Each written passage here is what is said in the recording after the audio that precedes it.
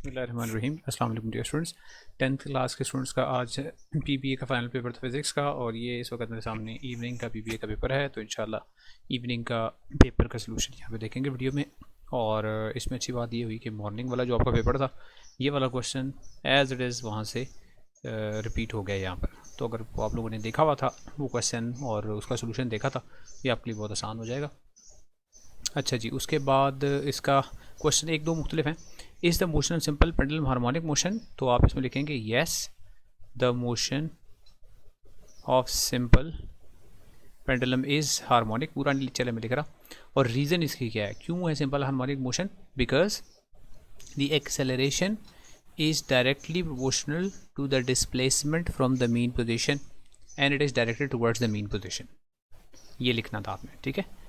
तो वैसे रीज़न नहीं पूछी हुई थी, लेकिन चलो ये एक इजाफी चीज़ आता। अगर आप yes it is simple harmonic motion because it satisfies the two conditions of simple harmonic motion, फिर भी ठीक है।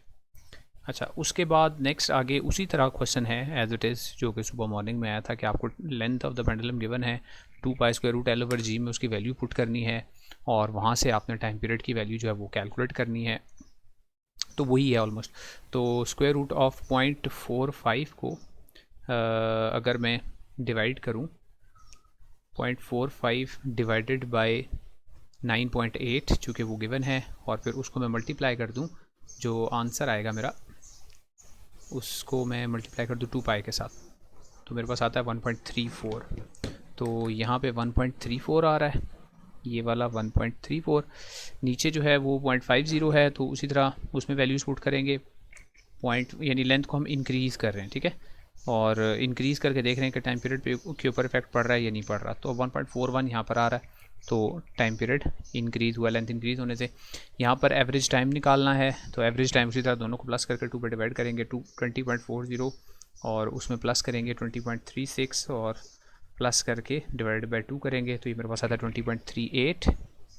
और चूँकि ऊपर उन्होंने एक डेसिमल प्लेस लिया है, तो मैंने 20.4 लिखना है यहाँ पे, ठीक है, राउंड ऑफ करना है। जो ऊपर मैंने एस लिखे हैं, तो नीचे भी मैंने वही एस लिख देने हैं, ठीक है। वैसे उससे फ़र्क नहीं पड़ेगा, मार्क्स आपको फिर भी मिल जाएंगे। आगे है नीचे 22.41, और उसमें प्लस करेंगे 22.55, और फिर उनको डिवाइड बाय 2 करेंगे, तो 22.48 आ जाएगा। तो इसको भी मैं 22.5 लिख देता हूँ। फिर उसके बाद टाइम पीरियड के लिए हमने क्या करना है कि 20.4 को मैंने डिवाइड करना है 20 के साथ। नंबर ऑफ वाइब्रेशंस 20 है, इसलिए तो 1.02 इधर 1.02 आ रहा है। इसी तरह आगे है 22.5, तो 22.5 को भी 20 से डिवाइड करूँगा, तो 1.125 या 1.13 ये आ गया। अब डिफरेंस निकालना है इस वाले टाइम पीरियड का और इस वाले टाइम पीरियड का। तो 1.34 में से माइनस कर देंगे। सबसे पहले 1.34 में से माइनस करेंगे 1.02 तो डिफरेंस आ जाएगा 0.32। यहाँ पे मैंने 0.32 लिख दिया। उसके बाद आगे आ रहा है 1.41, तो 1.41 में से अगेन मैंने माइनस कर देना है 1.13, तो I have 0.28 as my difference. तो मेरा टेबल कंप्लीट हो गया। इसके नंबर मुझे मिल जाएंगे। आगे है name the instrument use to measure the time for vibrations, also write its least count. तो the instrument is a stop watch, और उसका लीस्ट काउंट जो है वो है 0.01 सेकेंड्स, ठीक है।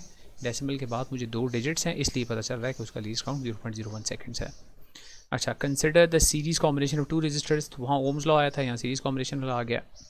Draw a labelled circuit diagram for 2 resistors with all the circuit components. तो ये कल याद होगा, मैंने माइनर वाले जो एक्सपेरिमेंट्स करवाए थे उसमें मैंने स्पेशली ये आपको सर्किट कहा था कि सर्किट डायग्राम की प्रैक्टिस करनी और बना के दिखाया था कल वाली वीडियो में, अगर आपको याद हो तो एक रजिस्टर लगाएंगे, फिर उसके बाद दूसरा रजिस्टर लगाएंगे, फिर उसके बाद एमीटर लगाएंगे, और फिर एमीटर के बाद आगे किसी एक रजिस्टर के साथ यहाँ पे वोल्ट मीटर लगा देंगे। पिछले वाले जो मॉर्निंग वाला था पेपर, उसमें डायग्राम बनी हुई थी, यहाँ आपको बनाने के लिए कहा गया, ठीक है जी। Draw a labelled circuit diagram. तो लेबल्ड है, वेरी गुड। यहाँ पे आपने लिखना था जी ये एम मीटर है। लेबल्ड का मतलब क्या है, ये एम मीटर है, इसको आपने बताना था ये सेल है, इसको आपने बताना था ये वोल्ट मीटर है, और इसको आपने बताना था कि ये है रेजिस्टर, ठीक है। ये लास्ट अगेन जो मॉर्निंग वाला था उसमें ये लेबलिंग मैंने आपको बताई थी। तो अगेन मॉर्निंग वाला जिस दिन पेपर देखा है तो इवनिंग में उसके लिए बड़ी आसानी हो गई है। अच्छा, ये एज इट इज़ कल याद है मैंने शाम में वीडियो अपलोड की थी पास्ट पेपर्स वाली। पास्ट पेपर्स में पिछले साल यही क्वेश्चन आया था और मैंने इसीलिए आपको पास्ट पेपर वाली कल वीडियो बना के सोल्यूशन आपको अपलोड किया था। तो अगर वो वीडियो भी आपने देखी थी तो ये क्वेश्चन आपके लिए आसान हो जाएगा। तो इक्विवेलेंट रेजिस्टेंस निकालनी है, दोनों को प्लस करेंगे, 20 और 40 को प्लस करेंगे तो ये आ जाएगा 60। टोटल वोल्टेज के लिए दोनों को प्लस करेंगे, 9 और 4 को ये आ जाएगा 13। अच्छा, उसके बाद नेट करंट कितना आएगा? तो नेट करंट के लिए V equals to I R होता है, तो I equals to V over R use करेंगे। V कौन सा? जो टोटल नेट वोल्टेज है वो वाला, यानी 13, और नेट रेजिस्टेंस इक्विवेलेंट रेजिस्टेंस यानी 60।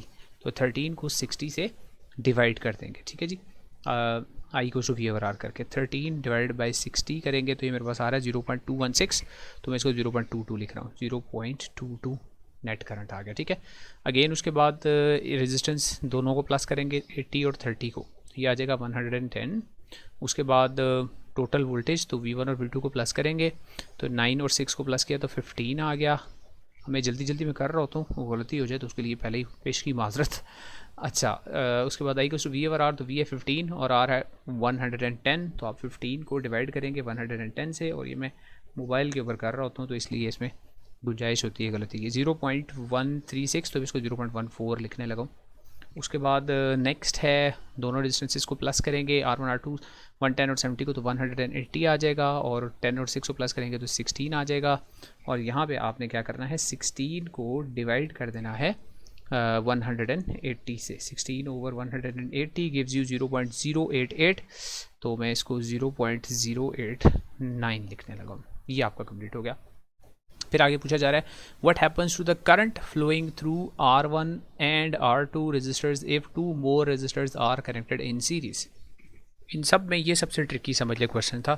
तो अब ये समझे कि आपके पास दो रेजिस्टर्स थे, तो दो रेजिस्टर्स जो हैं उनमें से करंट पास हो रहा था, और अब आपने क्या किया कि अब आपने बैटरी शैटरी को चेंज नहीं किया, ठीक है। ये एक रेजिस्टर था, ये दूसरा रेजिस्टर था, तो बैटरी वही वोल्टेज दे रही है, ठीक है।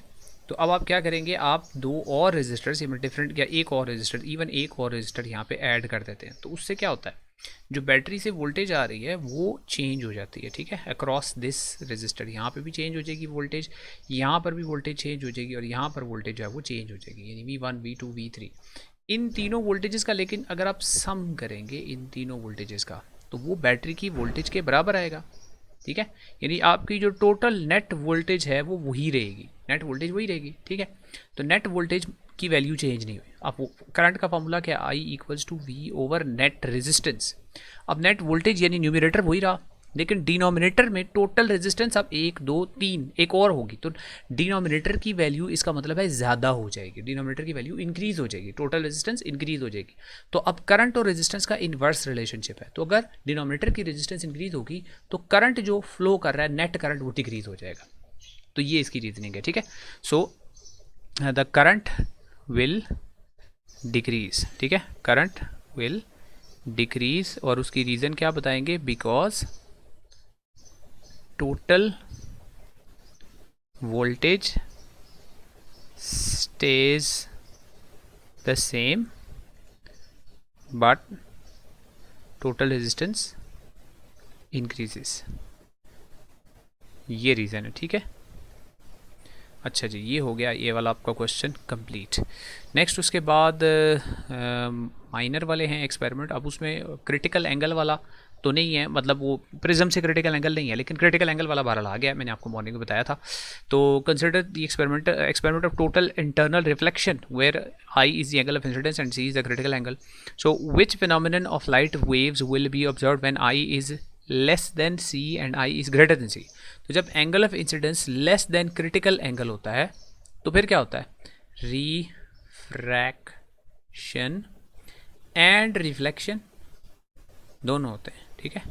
और जब angle of incidence greater than critical angle होता है तो टोटल इंटरनल रिफ्लेक्शन, सिर्फ रिफ्लेक्शन, टोटल इंटरनल रिफ्लेक्शन होती है, टोटल इंटरनल रिफ्लेक्शन होती है, ठीक है। अच्छा, what is the refractive index of the medium. इस मीडियम का रिफ्रैक्टिव इंडेक्स क्या है, नहीं इस मीडियम को नहीं, जनरली रिफ्रैक्टिव इंडेक्स क्या होता है, तो refractive index of a medium is the ratio of sine of angle of incidence to the sine of angle of refraction, वो भी ठीक है। या refractive index is equal to ratio of the speed of light in vacuum to the speed of light in a medium, या refractive index is equal to 1 over sine of critical angle. ये सारी definition जो है वो refractive index की ठीक है। Right the formula of reflective index, ये रिफ्रैक्टिव होगा, रिफ्लेक्टिव नहीं होगा बहरहाल, तो यही फार्मूला जब मैंने आपको बता दिया है। अच्छा जी, नेक्स्ट उसके बाद following is a stress strain curve showing elastic and plastic regions. याद है हुक्स लॉ का मैंने मॉर्निंग बताया था, तो ये वही है, थोड़ा सा उससे रिलेटेड ही है, यानी आ गया थ्योरी का क्वेश्चन है ये, मतलब प्रैक्टिकल का सच नहीं है, लेकिन चलें उसी से मिलता जुलता ही है। What is meant by limit of proportionality, identify it on the given graph. तो limit of proportionality is the point on the graph beyond which Hooke's law is not applicable, beyond which the material does not obey Hooke's law. तो Hooke's law को कहाँ ओबे नहीं कर रहा, वो वाला पॉइंट बताना है। तो ज़रा जहाँ तक स्ट्रेट लाइन है वहाँ तक हुक्स लॉ ओबे हो रहा है, तो वो ए है, उससे आगे नहीं ओबे हो रहा, ठीक है। तो डेफिनेशन लिख के उसके बाद आइडेंटिफाई करना है आपने जो लिमिट ऑफ प्रोपोर्शनैलिटी है उसको। अच्छा, उसके बाद नेक्स्ट है identify the region where Hooke's law is obeyed. What is meant by limit of, अच्छा एक मिनट ठहरें, अच्छा इसमें पॉइंट बताना था और इसमें रीजन बताना है। तो रीजन के लिए हम ये सारा का सारा ये वाला रीजन है, ये रीजन है जिस रीजन के अंदर ये ओबे कर रहा है हुक्स लॉ को, तो ये वाला रीजन है। अगर मैं इस रीजन को ऐसे शेड कर दूँ, ये वाला रीजन है जहाँ हुक्स लॉ ओबे हो रहा है, ठीक है। यानी एक में आपने पॉइंट बताना था, आइडेंटिफाई करना था वो पॉइंट, और दूसरे में आपने पूरा रीजन बताना था जहाँ हुक्स लॉ जो है वो ओबे हो रहा है। तो ये आपका हो गया पेपर बीपीए का कंप्लीट। और मॉर्निंग के मुकाबले में थोड़ा सा टफ़ है ये मेरे ख्याल में, मॉर्निंग वाला बहुत ज़्यादा आसान था। ये तो टोटल उठा के उन्होंने 9th की बुक से आपको ना पूरा एक पैराग्राफ है वो आपको याद होगा 9th की बुक में, वो हुक्स लॉ वाली पूरी डायग्राम पूरा क्वेश्चन वहाँ से उठा के दे दिया है। आई डोंट नो अब इसका पेपर सेटर ही बता सकता है कि प्रैक्टिकल जो था हुक्स लॉ वाला वो देने के बजाय मतलब उसमें से पूरा ग्राफ बुक में से क्यों दिया है। लेकिन चलें बहरहाल रीजनिंग के साथ मैंने आपको इसके आंसर्स बता दिए हैं, और होपफुली ये आपका पेपर ये भी बाकी पेपरों की तरह अच्छा हुआ होगा। And I wish you again very best of luck आप सब लोगों को आगे आपके रिज़ल्ट के लिए, और बहुत सारी दुआएं आप सब के लिए, और आपके फ्यूचर एंडेवर्स के लिए भी आप बहुत सारी दुआएं आप लोगों के लिए। और आई होप कि आप लोगों की आगे अच्छी सी फील्ड आप चूज़ करेंगे और फिर उस फील्ड में इंशाल्लाह एक्सेल करेंगे। और जैसे मैंने पहले कहा था कि आपको कुछ आगे फील्ड्स चूज़ करने में हेल्प करने के लिए एक इंशाल्लाह वीडियो 1-2 दिन में बनाऊँगा, तो वो चैनल पर आपको इंशाल्लाह मिल जाएगी। जज़ाकल्लाह, अल्लाह हाफ़िज़।